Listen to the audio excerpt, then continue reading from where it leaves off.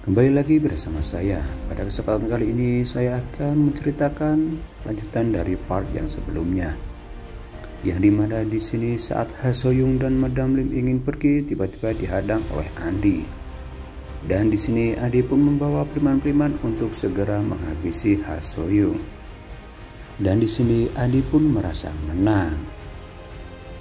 Namun di sisi lain Ha So-young pun tidak gentar sedikit pun dan berani untuk menghadapi mereka semua. Tanpa gentar sedikit pun, Ha So-young pun keluar dari mobil untuk menghadapi mereka. Di sini Andi pun mengatakan bahwa Ha So-young sudah kalah dan menyarankan untuk menyerahkan diri saja. Namun Ha So-young tetap berkeras hati bahwa dia tidak ingin menyerahkan diri dan dia ingin melawan si Andi dan juga preman-premannya. Di sini Andi pun langsung menyuruh teman-temannya untuk menghajar Ha So-young.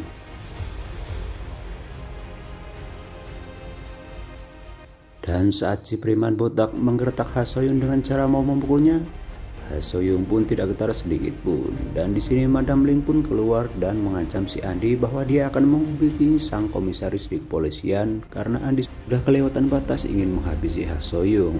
Namun HP-nya pun diambil oleh sang preman dan dilempar ke dalam hutan. Di sini sang preman pun menggertak Madam Lim dan Madam Lim pun langsung pergi ke dalam mobil. Di sini Ha So-young pun sudah bersiap-siap untuk melawan mereka semua. Namun Madam Lim yang merasa kesal, di sini dia pun langsung injak gas dan menabrak si preman-preman tersebut.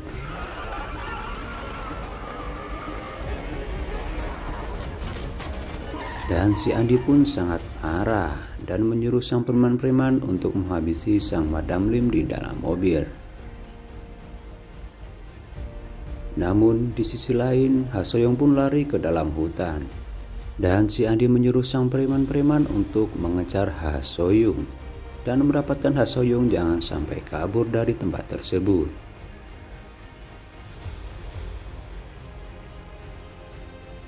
Dan si preman botak beserta temannya pun mengejar Ha So-young ke dalam hutan. Dan Ha So-young pun bersembunyi sambil menunggu waktu yang tepat untuk menghajar mereka berdua. Di sisi lain kita akan diperlihatkan di sini adalah detektif Shin yang dimana dia sudah sampai di lokasi tersebut dan segera menghubungi sang komisaris polisi bahwa si Andi telah melakukan hal yang di luar batas. Di sini sang komisaris polisi pun marah dan menyuruh sang detektif Shin untuk menyelesaikan masalah tersebut. Lalu Grace pun mendengar semua pembicaraan itu. Di sisi lain kita akan kembali ke dalam hutan, di mana So-young berhasil memukul salah satu dari preman tersebut yang membuatnya langsung KO di tempat. Di sini sang teman dari preman tersebut pun merasa marah dan terus mencari Ha So-young.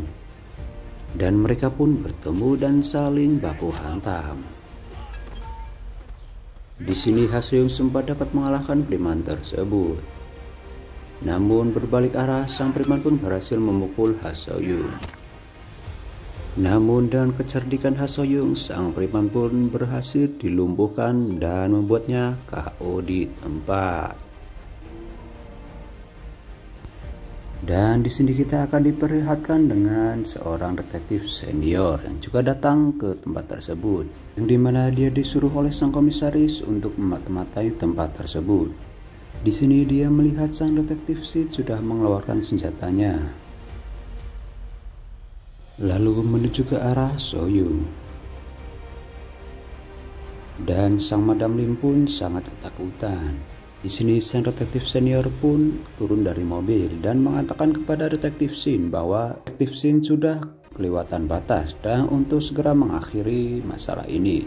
Jika tidak dia akan melaporkan kepada sang komisaris. Namun tiba-tiba sang detektif Shin menembak handphone dan juga tangan sang detektif senior.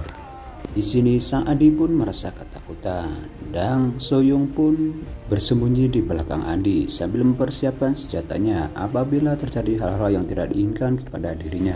Detektif Shin pun sangat marah dan bilang kepada So-young untuk segera menyerah dan mengakhiri semua ini. Di sini Andi pun mengatakan kepada detektif Shin bahwa dia adalah rekan dan agar tidak menembak dirinya.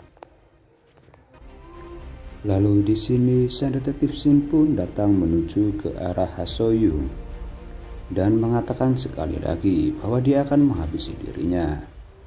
Namun di saat dia menodongkan senjata kepada So-young, sang detektif Shin pun tidak tega karena So-young merupakan rekannya di kepolisian dulu dan Madam Lim pun sangat ketakutan. Di sini Andi pun mengatakan kepada detektif Shin agar segera menghabisi So-young. Namun sang detektif Shin pun sangat kesal karena Andi banyak bicara. Di sini detektif Shin pun langsung memukul si Andi. Namun tiba-tiba So-young mengarahkan senjata kepada detektif Shin.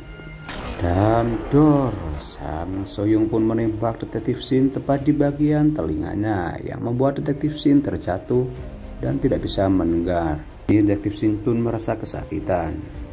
Lalu So-young mengarahkan senjatanya kepada si Andi dan meminta si Andi agar segera menelpon kakaknya, yaitu si Grace.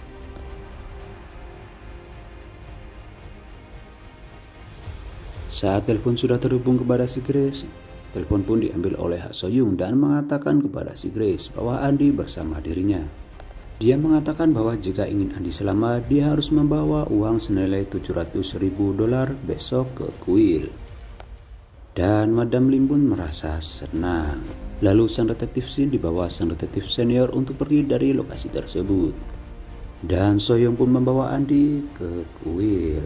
Di sini dia menyuruh Madam Lim untuk pergi dari lokasi tersebut. Dan saat perjalanan menuju kuil, sang Andi pun merasa kesal karena dia tidak menyangka bahwa dia akan dikalahkan oleh seorang wanita. Dan So-young pun terus membawa Andi menuju ke kuil. Sesampainya di kuil, mereka pun sudah disambut dengan sang pimpinan kuil. Lalu tiba-tiba di sini kakaknya Andi pun sudah datang, yaitu si Grace, sambil membawa uang senilai $700.000 di dalam tasnya. Lalu Ha So-young pun menyuruh kakaknya si Andi itu untuk berhenti dan menanyakan apakah dia datang sendirian. Dia pun mengatakan bahwa dia datang sendirian tanpa siapapun seperti keinginan Ha So-young. Lalu uang tersebut diberikan kepada Ha So-young dan si Grace pun membawa Andi pergi dari tempat tersebut. So-young pun membuka tas tersebut dan menghitung uang yang berada di dalam tas tersebut. Apakah benar $700.000 atau bukan? Saat Grace membawa Andi pergi, tiba-tiba Grace pun berhenti dan di sini Grace merasa sangat kesal kepada si Andi karena selalu merepotkan dirinya. Andi pun tidak merasa bersalah dan di sini Grace terus memukuli si Andi karena merasa sangat kecewa kepada si Andi yang selalu merepotkan dirinya dan tidak pernah membanggakan atau membantu dirinya. Lalu Grace pun pergi meninggalkan Andi sendirian dan tiba-tiba Andi memanggil Grace dengan sebutan ibu, yang dimana membuat Ha So-young pun terkejut. Dan ternyata si Grace adalah ibu dari si Andi. Di sini diketahui kenapa Grace selalu membantu si Andi, karena Andi adalah anak dari si Grace. Andi pun meminta maaf dan mengatakan kepada si Grace agar tidak meninggalkan dirinya sendirian. Lalu Grace pun menghampiri si Andi dan di sini Ha So-young pun pergi. Namun tiba-tiba Ha So-young dipanggil oleh si Andi dan si Andi kembali mengancam dirinya bahwa dia akan terus mencari Ha So-young kemanapun Ha So-young pergi. So-young pun tidak takut dan menghampiri Andi sembari mengatakan bahwa dia masih mempunyai 2 peluru. Jika dia tidak menyelesaikan masalah ini sekarang, dia akan menembak keduanya. Dan Grace pun mengatakan bahwa dia meminta maaf dan berjanji untuk tidak lagi mengganggu So-young di kemudian hari. Dan So-young pun terus mengatakan bahwa masalah mereka sudah selesai sampai di sini. So-young akan melupakan semua kejadian ini dan juga berkas-berkas korupsi serta berkas-berkas penyuapan kepada polisian akan dia hilangkan. Mereka pun sepakat dan berjanji untuk tidak mengganggu satu sama lain. Lalu Grace pun membawa Andi pergi dari lokasi tersebut. Dan Ha So-young pun juga pergi meninggalkan tempat tersebut dengan membawa uang $700.000 seperti yang diinginkan. Dan film pun tamat. Jangan lupa dukung channel ini dengan subscribe channel ini karena subscribe gratis.